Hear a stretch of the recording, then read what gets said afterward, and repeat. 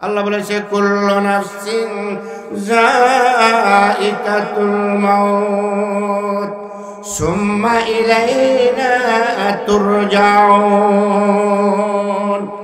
প্রত্যেকটা মানুষেরই মৃত্যুর শরবত পান করতে হবে। মৃত্যু আমাদের অনিবার্য, যে কোনো জিনিসের বিকল্প আছে, মৃত্যুর হাত থেকে বাঁচার কোনো বিকল্প নাই। শুধু তাই নয়, আমার আল্লাহ বলে মৃত্যুর পরেই তোর জীবন শেষ নয়, সুম্মা ইলাইনা তুরজাউন, আমি আল্লাহ পাকের কাছে আবার ফিরে আসতে হবে।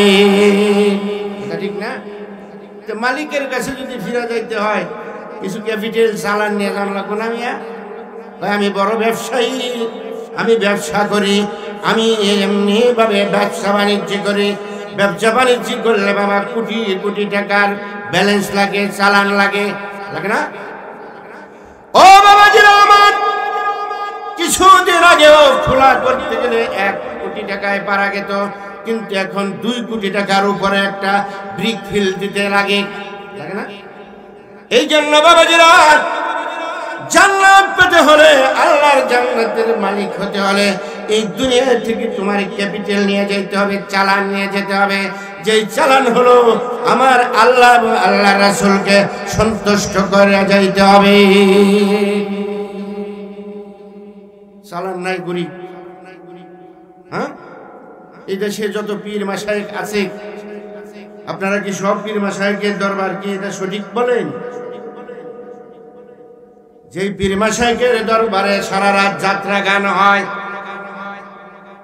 হারমোনিয়াম বেঞ্জিয়াম বাজায় মানুষকে আকর্ষণ করে তারা, আর নাম দিয়েছে পীরে কামেল, নাউজুবিল্লাহ।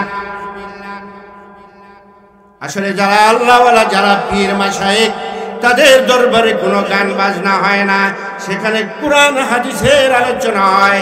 আর এই কুরআন হাদিসের আলোচনা শুনিয়া আশিক মাশরুক যারা আছে বাবার আমার, তাদের অন্তরের মনের একটা খোরাক হয়ে যায়। সুবহানাল্লাহ। এই জন্য বাবাজিরা আমার, দুনিয়ার মধ্যে সবচেয়ে উত্তম জায়গা হলো, আল্লাহ রাসূল বলে গিয়েছে, মসজিদ হলো সবচেয়ে উত্তম জায়গা। যেই মসজিদে এসে আল্লাহ সন্তুষ্ট করার উদ্দেশ্যে আমরা নামাজ পড়ি, রোজা রাখি, আল্লাহকে সন্তুষ্ট করার উদ্দেশ্যে আমরা আল্লাহর বন্দেগী জিন্দেগি করি, আমরা যত কিছু করি আমার আল্লাহকে রাজি খুশি করার জন্যই করি। এই জন্য বাবাজিরা আমার, ছোটবেলায় শুনতাম আমাদের দেশে বাড়ির নাম ছিল বড় বাড়ি, জানেন না আপনারা? এই বড় বাড়ি এখন হয়েছে হাজি বাড়ি। আর মুন্সি বাড়ি অনেক পুরানা বাড়ি, মুন্সি বাড়ি রয়ে গিয়েছে। ও বাবাজিরা আমার, মনে দুঃখ লাগে, আজকে চুরের সন্তানরা তাদের সলং পাল্টে তারা আলেম হলো, চুরের সন্তান তারা লেখাপড়া করিয়া অফিসার হলো, ডাক্তার হলো। চুরের সন্তানেরা এই দেশে দ্বীনি প্রতিষ্ঠান হওয়ার কারণে তারা তাদের সেচ বদলায়া, তারা আল্লাহ এবং আল্লাহ রাসূলের বিধান মেনে তাদের জীবনের মোড়গুলাকে ঘুরাইয়া তারা অন্য দিক চলে গেল। আজকে আমার আপনার ভালো মানুষের সন্তানগুলা খারাপ পথে চলে গেল। কথা ঠিক না? সম্মানিত উপস্থিতি বাবা আমার, আসল জিনিস হলো আমাদের গোড়া ঠিক নাই, মুরব্বীরা আমরা ঠিক নাই বিদায় আমার ছেলে, আমার মেয়ে, আপনার সন্তান, আমার সন্তান যা মন চায় তারা তাই করে। যদি মুরব্বী ঠিক থাকতো, এই দেশের ছেলেরা, এই দেশের মেয়েরা কোনোদিন অধঃপথে চলতে পারত না। এই দেশের ছেলেরা যার যার মন ঘরা মতন জীবন চালাইতে পারত না। এই দেশের ছেলে মেয়েরা যার যার মন যাচাই করতে পারত না। যদি আমরা অভিভাবক, আমরা গার্জেন যদি ঠিক হয়ে গেতাম, আমার ছেলে নামাজ পড়ে না, আমার ছেলে নেতাগিরি করে, সারাদিন ব্যাগ চালায়, কোথায় থাকে তার খবর নাই। আমি অভিভাবক হইয়া, আমি গার্জেন হইয়া যদি আমার সন্তানের খবর না রাখলাম, আমার ছেলে নামাজ পড়লো না, রোজা রাখলো না, আমার ছেলে বালেগ হয়েছে, এখন তার যা কিছু প্রয়োজন সে করলো না, এটা আপনাকে আমাকে হাসরের দিন আমার আল্লাহ পাকের আদালতে জবাব দিতে হবে। এজন্য বাবাজিরা আমার, আমরা অভিভাবকরা ঠিক হয়ে যায়, গার্জেনরা আমরা ঠিক হয়ে যায়, তাহলে আমাদের দেশে আবার শান্তি আসবে, আপনার ঘরে শান্তি আসবে, আপনার সারা দেশে শান্তি হবে। যদি আমরা আল্লাহ এবং আল্লাহ রাসূলের বিধান মতন জীবন যাপন করতে পারি, সারা পৃথিবীতে আল্লাহ আবার শান্তি নামায়া দেবে। কিন্তু পারি না তো আমরা। অনেকে বুঝে ছেলে মেয়েদেরকে শাসন করবার গেলে বলে মারবার আসে, হায় হায় হায়, দুঃখ লাগে, আফসোস লাগে। এখনই কত শক্তি হয়েছে।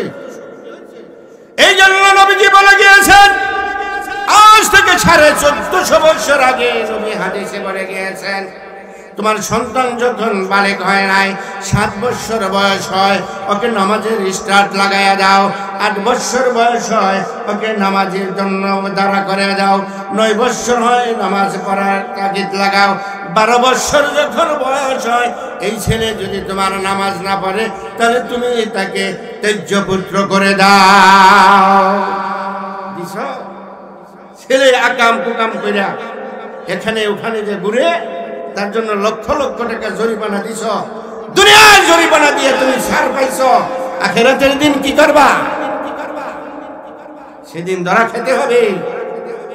এই দুনিয়া বাবা সেই পরকালের দুনিয়া। আল্লাহ রাসূল বলে গিয়েছেন, আর দুনিয়া ও মাজরিমাতুল আখিরাহ, এই দুনিয়াটা হলো পরকালের খেতি। এখানে আমি যা বুনে যাব, যা আমি চাষ করে যাব, পরকালে যে সেইটাই আমি কাটবো। যদি আমি ভালো করে যাই আমি ভালো পাবো, মন্দ করে যাই যদি আমি মন্দ পাবো। আমি যদি জান্নাত কামাই করে যাই, আমার আল্লাহ আমাকে জান্নাত দিবে না। এই দুনিয়া থেকেই কাজ করে যেতে হবে। আজকে মানুষ আমরা উল্টা পুল্টা পথে হাঁটতেছি। হ্যাঁ, কুকুর দেখেন না, কুকুর এক নাল দিয়া হুঙ্গা দৌড় দেয়, একেবারে গেছে গা ওই আতালে। আবার কি মনে পড়ছে, আবার দৌড় দিছে, আবার পূব দিকে যাচ্ছে, পশ্চিম দিকে যাইতেছে। এই যে ঘুরতেছে, আসলে যদি এই কুকুরটা যদি ঠিক মতন দৌড় পারতো, তাহলে বাংলাদেশ ছেড়ে কি সৌদি আরব জায়গা তো, কিন্তু ঘুরতেছে। আমাদেরকে এমন কানাউলায় ধরছে বাবা, খালি ঘুরতেছি, বাড়ির চতুর্পাশ দিয়ে ঘুরতেছি। মসজিদে যে আমার নামাজ পড়তে হবে এইটা আমি বুঝি না, একটা ছাত্র আমার লজেন্স রাখতে হবে এইটা বুঝি না।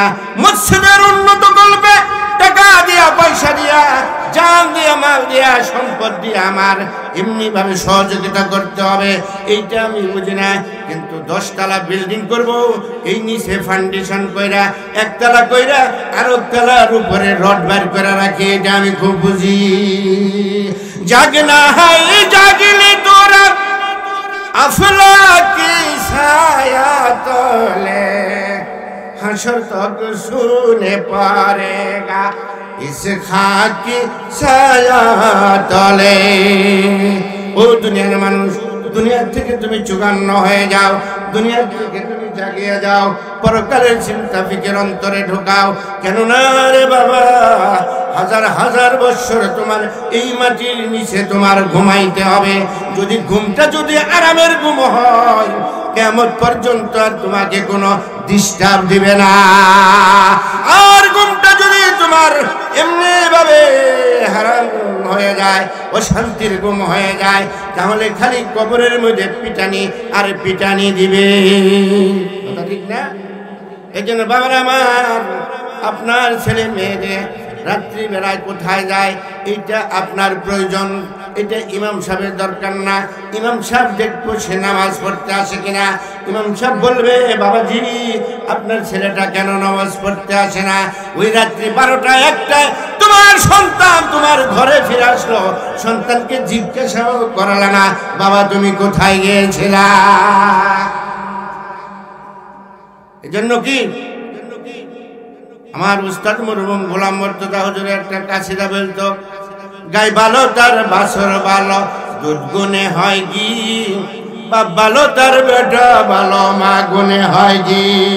গাই ভালো তার বাছর ভালো দুধ গুনে হয় জি বাপ ভালো তার বেটা ভালো মা গুনে হয় জি গাই যদি ভালো হয় তার দুধ ভালো হয় তার এমনি ভাবে খাইতে ভালো হয় মা বাবা যদি ভালো হয় তার সন্তান ভালো হবে 100% এটার মধ্যে কোনো মিস নাই বাবা যার কারণে বাবাজি তোমার জিন্দেগিটা ভালো পথে চালাও তোমার ফ্যামিলিকে তুমি সঠিক পথে চালানোর চেষ্টা করো নামাজি বানাও এই দেশে আবার তোমার মধ্যে আমার মধ্যে শান্তি আসবে আজ দেখছেন কোনদিন কোন আলেমের ছেলে তার বাবার সাথে বেয়াদবি করছে করে না কে কোরআনের শিক্ষায় শিক্ষিত হয়েছে অনেক কোরআন পড়ানো হয়েছে ওয়াবিল ওয়ালিদাইনি ইহসানা তুমি তোমার মা বাবার সঙ্গে সৎ ব্যবহার করো ওয়াকুল লাহুমা কাওলান কারীমা তুমি তোমার বাবা মার সঙ্গে এমনি ভাবে ভালো ব্যবহার করো এই কোরআন পড়ার কারণে ওই সন্তান কোনোদিন বাবার সঙ্গে বেয়াদবি করবে না ইংরেজি বাংলা পড়িয়া ওই সন্তান খারিয়া পেশাব করে মা বাবা যদি কত কথা কয় কোনো কথা বলে মা বাবাকে তারা অন্যরকম গালিগালাজ করে এমনি ভাবে বাবার আমার এই জন্য সন্তানকে যদি আপনি নাও পারেন কিন্তু তাবলিগ জামাতে লাগায় দেন কিছুদিন 40 দিন যদি যা এমনি ভাবে থাকা আছে জামাতে থাকা আছে এই সুবতে থাকিয়া তার মধ্যে একটা সুন্দর পরিবেশ আসবে না বহুত ইতিহাস এই জন্য বাবাজিরা আমার মা বোনেরা বলতেছিলাম যে মালিক এত সুন্দর করে সারা পৃথিবীটা সাজায়েছে ছোট্ট একটা লাউ গাছের যে লাউ গাছটা তাকে ধইরা ওই চালে উঠে দিতে হয় অথবা কি জানলার মধ্যে উঠায় দেওয়া হয় এইটার মধ্যে কত সুন্দর সুন্দর কদু দিয়েছে কে দিছে এই জন্য বলেছে লতা গাছে কে দিল রে এত সুন্দর কদু সারা দেশে মৌমাছিরা মৌচাকে দেয় মধু মধুর কণ্ঠে পাখির কণ্ঠে কে দিল রে মিষ্টি মধুর গান হিসাব করে দেখি সবই আমার আল্লাহ পাকের দান লা ইলাহা লা ইলাহা আসুন জিকিরের সাথে আমরা মাহফিলে বসে যাই আমাদের দাওয়াতে মেহমান উপস্থিত এই জন্য এলাকার সকল ভাইদেরকে বাবাজানদেরকে বলছি আপনারা চলে আসেন লা ইলাহা লা ইলাহা ইল্লাল্লাহ লা ইলাহা আল্লাহ পাকের কি খেলা আবু বকর কইয়া রাসূলুল্লাহ আহার নিদ্রা লাগে না ভালো আহার নিদ্রা লাগে না ভালো লাগে শুধু ভালো ইল্লাল্লাহ লা ইলাহা লা ইলাহা লা ইলাহা ইল্লাল্লাহ লা ইলাহা লা ইলাহা এ দুনিয়া রঙের মেলা ও মনটা সাবধানে করিও খেলা অগ্নিকুণ্ডে বাজে ডঙ্কা ইব্রাহিম খলিলুল্লাহ লা ইলাহা লা ইলাহা ইল্লাল্লাহ লা ইলাহা ইল্লাল্লাহ লা ইলাহা লা ইলাহা ইল্লাল্লাহ মুহাম্মাদুর রাসূলুল্লাহ সাল্লাল্লাহু আলাইহি ওয়াসাল্লাম বারদারানে মা বোনেরা আমার দুনিয়ার যায় জামালা বাদ দিয়ে মা অল্প সময় কিছু কথা শোনো গো মা তোমার দুনিয়াও কাজে লাগবে পরকালও কাজে লাগবে ও মা, তোমাকে যখন ছেলে বধূ বানায়া এই বাড়িতে আনছে, তোমার শ্বশুর শাশুড়ি বর যাত্রী পাঠাইয়া তোমাকে তোমার বাবার বাড়িতে থেকে নিয়ে আসলো বর সাজাইয়া। শাশুড়ি মা তোমার অপেক্ষায় বসে আছে, কোন সময় আমার ছেলে বধূ আসবে। দান দুবলা নিয়ে মা কুলার মধ্যে অথবা প্লেটের মধ্যে সাজিয়ে রেখেছে, আমার ছেলে বধূ আসবে, আমি তাকে গ্রহণ করে ঘরে নিব। ও মা, একটু খেয়াল করে শোনো, তোমাকে যখন বর যাত্রীরা নিয়ে আসলো বাড়িতে, বর সাজায়া তোমার শাশুড়ি মা জালদেরকে নিয়ে অমুক তমুকরে নিয়ে মুরব্বীদেরকে নিয়ে বসে আছে। ছেলে বধূকে এমনি ভাবে গ্রহণ করে এসে ধরে নিবে। যখন গাড়িটা বাড়িতে এসে পৌঁছায়া যায়, পালকিটা যখন বাড়িতে এসে যায়, অথবা নৌকাটা যখন বাড়ির ঘাটে বিরায়া যায়, তোমার শাশুড়ি মা কত খুশি, কত আনন্দ, আজকে আমার ছেলে বিবাহ করে আমার ছেলে বধূকে নিয়ে বাড়িতে আসছে। এমনি ভাবে সকলে তোমাকে আহ্বান করিয়ে এমনি ভাবে ফিরির মধ্যে পাটার মধ্যে বসায়া এমনি ভাবে একটু রং তামাশা করে। ও মা, তোমার শাশুড়ি মা অনেক দূরে ঘরের ভিতরে থেকে চেয়ে চেয়ে দেখতেছিল, আর তার মনের মতো কত ফুর্তি আনন্দ ছিল।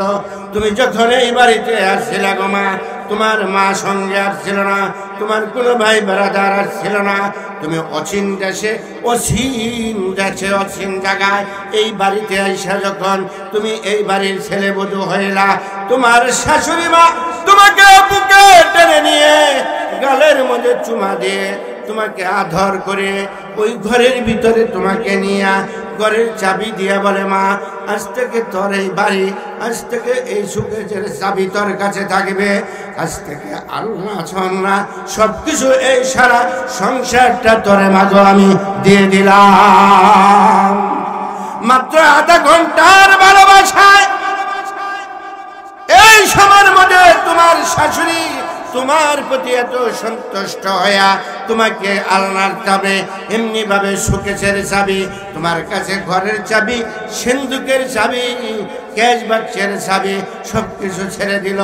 ও বৌমা, তুমি তো এই বাড়িতে এসেছিলা, বউ সাজিয়া এসেছিলা, তুমি তো একদিন রঙিন শাড়ি পরিয়ে এই বাড়িতে তুমি বউ হইয়া ঢুকেছিলা, কিছুদিন পরে যে তুমি এই বাড়ি থেকে আবার সাদা কাপড় পরাইয়া তুমি আরেকটা বধূ হয়ে কবরে চলে যাইবা, এই চিন্তা কি তুমি করছ? বাটির দেশের মানুষ আমি, ওই না বাটির দেশে ঘর, কোন ভুলেতে উজান দেশে আইসা করলাম বাড়ি ঘর রে, বাটির দেশের মানুষ। বাটির দেশ থেকে আসতে আমি এই না উজান দেশে, নৌকা বেঁধে ছিলাম আমি ওই না নদীর তীরে, ওরে ববের খেলা দেখতে দেখতে আমার বেলা গেল ডুবে, নাইর মাঝি ডাকি দেয়া গো,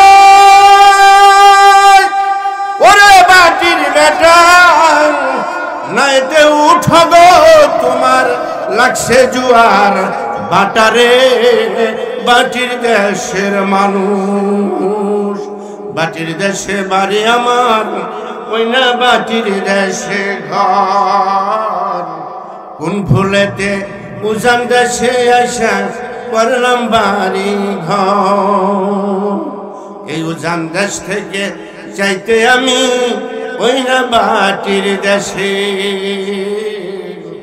পিছনে তাকায় দেখি সবে আমার পরদেশি দেশের কেউ নাই রে।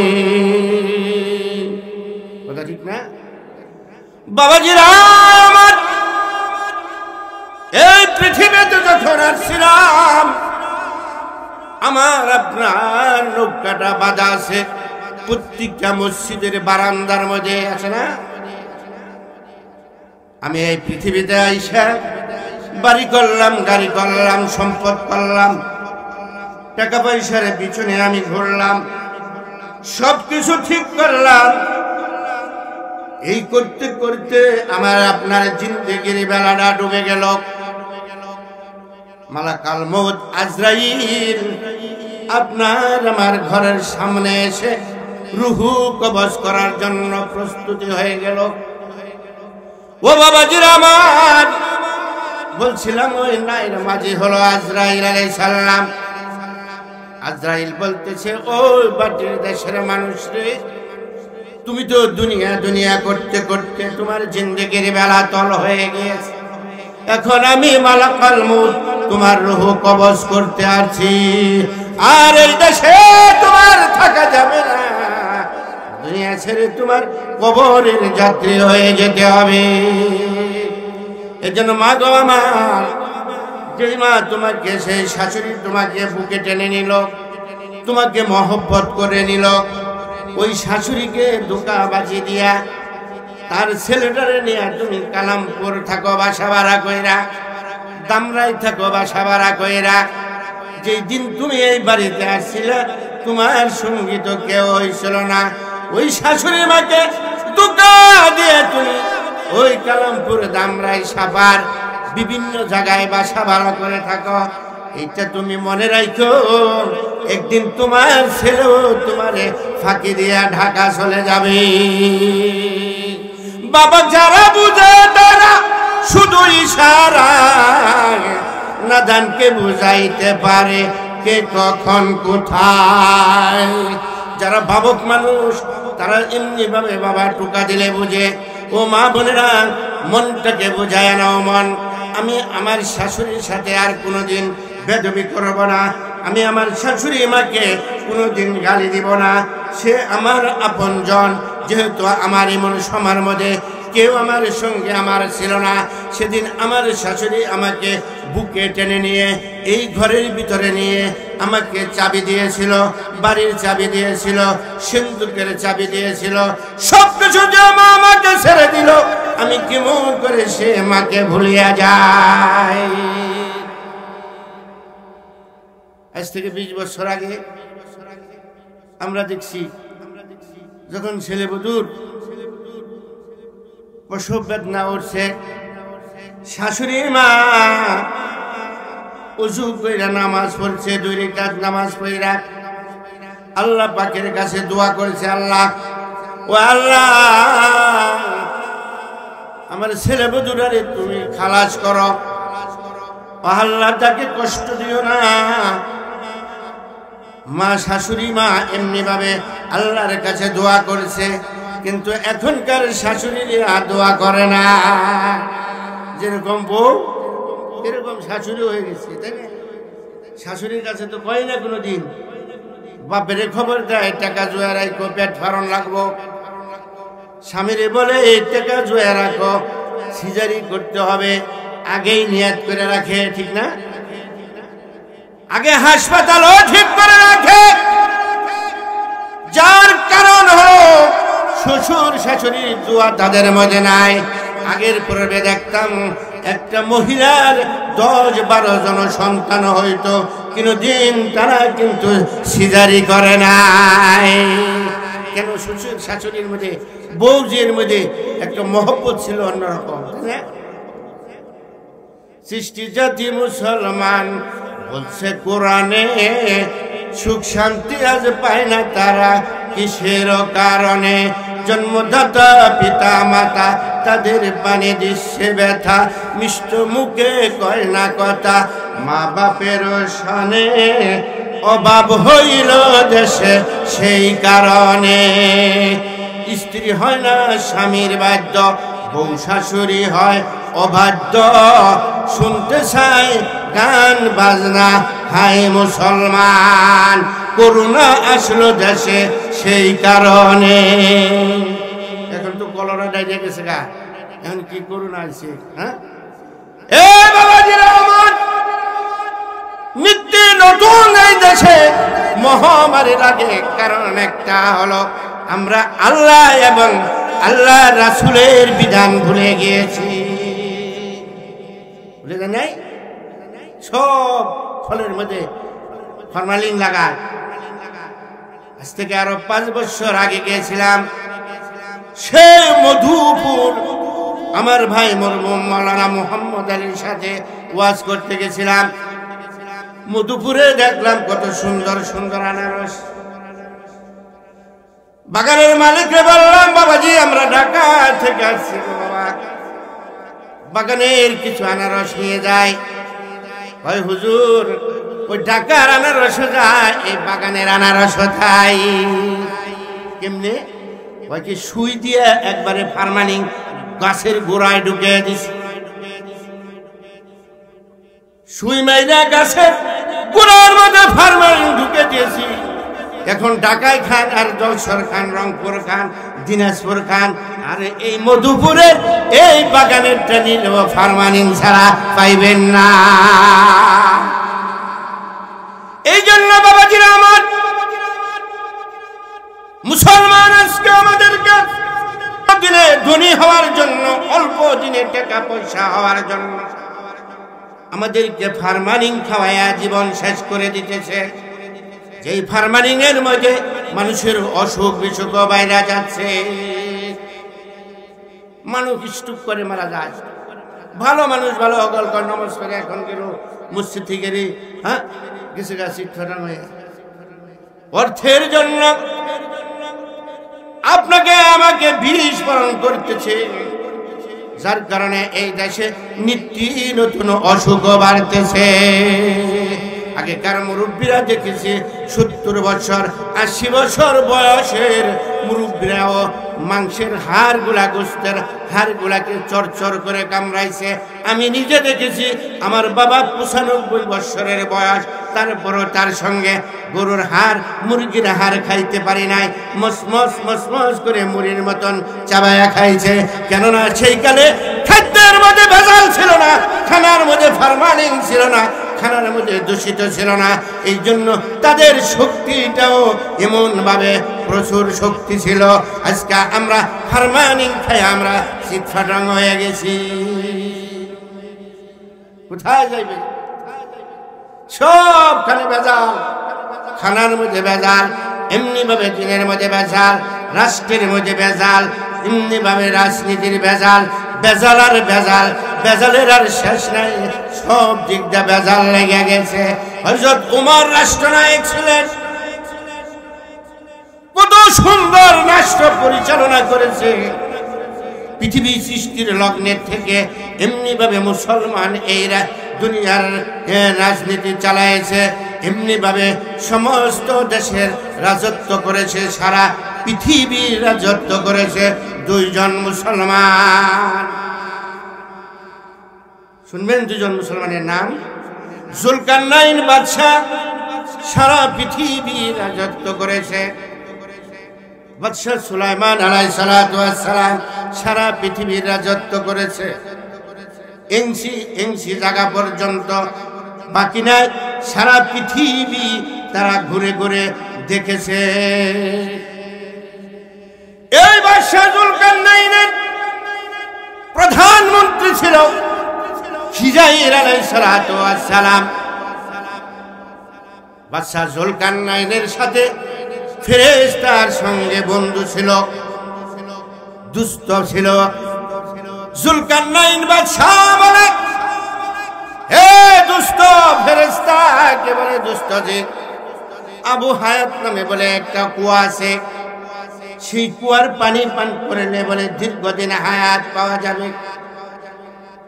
ফেরেশতা বলে হ্যাঁ আছে, কিন্তু সেই পানি পান করতে অনেক কষ্ট হবে। জুলকারনাইন বাদশা বলে যত কষ্ট হোক আমার সেই পানি পান করতে হবে। দুনিয়াতে মানুষ চিরদিন বাঁচতে চায়, কেউ মরতে চায় না, কয় মুখে মুখে মরে যায় গিয়া, আসলে নাই। আমার উস্তাদ মাওলানা গোলাম মুর্তজা বলছিল, এক বেচারা বহুত বড় বোঝা নিয়েছে, তো বোঝা দিছে ফালিয়া ভার লাগছে, কয় আজরাইল আমাদের চোখে দেওয়াস না। আজরাইল সালাম আইছে, এই রেডি হও, তোমার জান কবজ করো।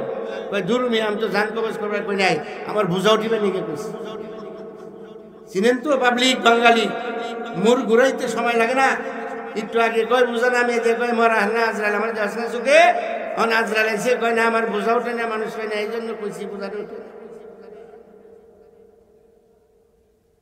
বাবাজিরা আমার, জুলকারনাইন বাদশাহ রওনা করলেন তার প্রধানমন্ত্রীকে খিজাইর আলাইহিস সালামকে নিয়ে। যাইতে যাইতে যাইতে যাইতে পৃথিবীর শেষ প্রান্তে গিয়েছে। হযরত খিজাইর আলাইহিস সালাম আগে ছিলেন প্রধানমন্ত্রী, তো একটু আগে থাকে বিপদ আপদ আইলে হেঁটে মরুক, দেশের হয়ে যায়। আমরা নেতারা বেতারা দেশে বাঁচা থাকি, কেন হ্যাঁ মেহনত বেশি করছে না কম করছে দেশের জন্য? এখন কয় হ্যাঁ একলাই যাক গিয়ে দেশ ছেড়ে আমরা যাম না, হ্যাঁ 1 লাখ লাই গেছে গা, তার শূন্য মূন্য সব থুইয়া কয় যাও গা তোমরা মরো, আমি যাই গা, আমি জানবা চাই। হ্যাঁ বাবাজিরা আমার, জুলকারনাইন বাদশাহ আগে ছিলেন প্রধানমন্ত্রী। আবু হায়াত নামের কুয়ার পানি যা উনি পান করেছে,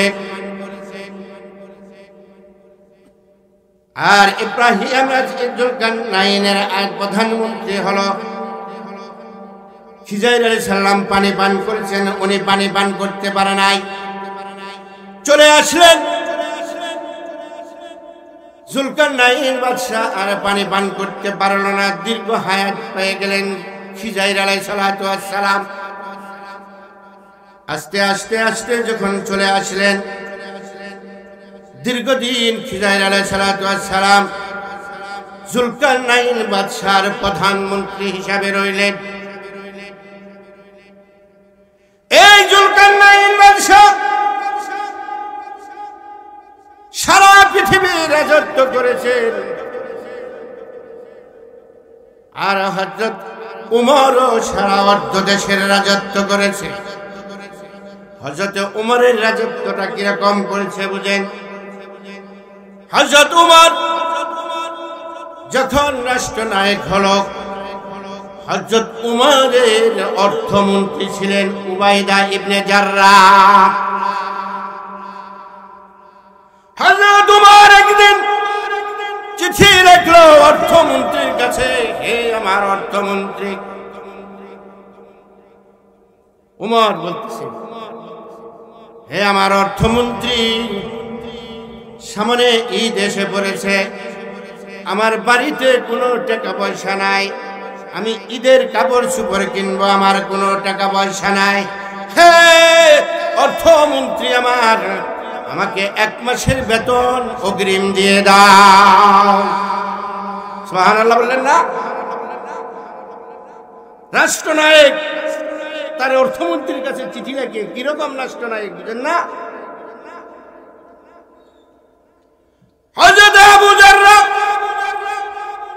চোখের পানি ছেড়ে ছেড়ে কান্দে গো, ও আমার আল্লাহ করিম, অর্ধ জগতের বাদশাহ হযরত উমর, আজকে তার বাড়িতে ঈদের বাজার করার টাকা নাই।